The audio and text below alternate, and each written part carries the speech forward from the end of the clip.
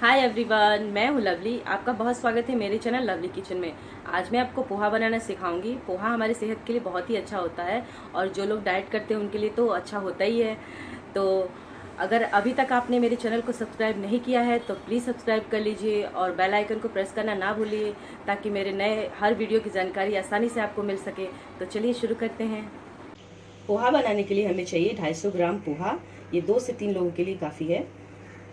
मूंगफली, नमक, चीनी, सरसों, इसे हम राई भी बोलते हैं, और हल्दी, धनिया पाउडर, 2 छोटे बारीक कटे हुए प्याज, 1 बारीक कटा हुआ आलू, सरसों तेल, 2 बारीक कटी हुई हरी मिर्च, कड़ी पत्ता, धनिया, नींबू। मैंने कढ़ाई पहले से गर्म करके रखा है। अब हम इसमें तेल डालेंगे। छोटे चम्मच से 2 से 2.5 चम्मच तेल डालेंगे इसमें। तेल गरम हो चुका है। अब हम इसमें मूंगफली दाना डालेंगे और इसे थोड़ा भून लेंगे।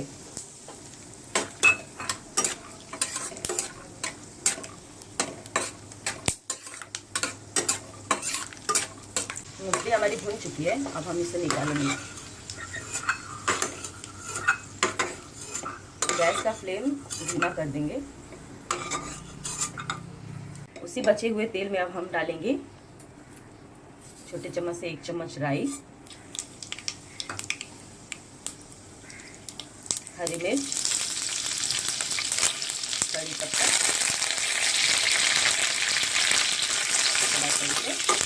कड़क जाने देंगे।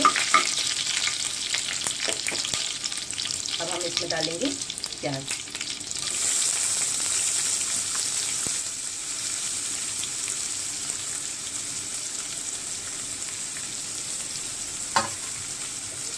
अब हम इसे अच्छे से भून लेंगे।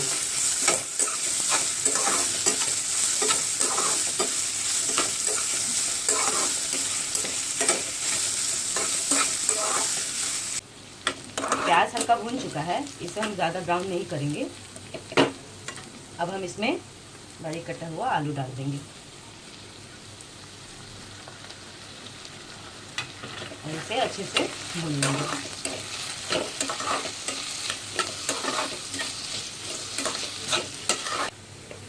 आलू में हम नमक डालेंगे अपने स्वाद के अनुसार।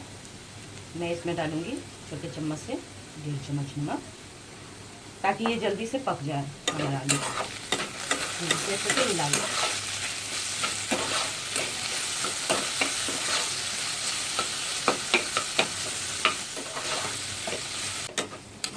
अब हम इसे अच्छे से भून के और चेक कर लेंगे कि आलू पक गया है ना। आलू एकदम पक चुका है। अब हम इसमें डालेंगे 1 पिंच हल्दी, धनिया पाउडर छोटे चम्मच से 2 चम्मच। अब हम इसे अच्छे से मिला लेते हैं।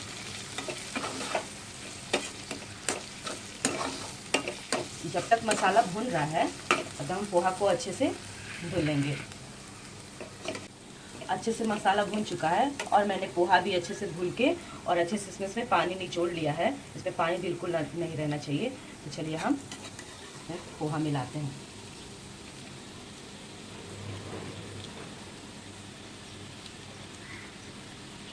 क्योंकि पोहा को तुरंत ही धुल के इसको डालना चाहिए, नहीं तो पोहा गल जाता है। अब हम इसमें 1 चम्मच चीनी ऐड करेंगे। आप इसे चाहें तो ना भी यूज़ कर सकते हैं। और जो मूंगफली हमने पहले भून के रखा था उसे मिलाएंगे। अब हम इसे अच्छे से भून लेते हैं। पोहा अच्छे से भून चुका है। अब हम गैस को बंद कर देते हैं। गैस बंद करने के बाद हम इसमें नींबू मिला देते हैं, 1 छोटा नींबू।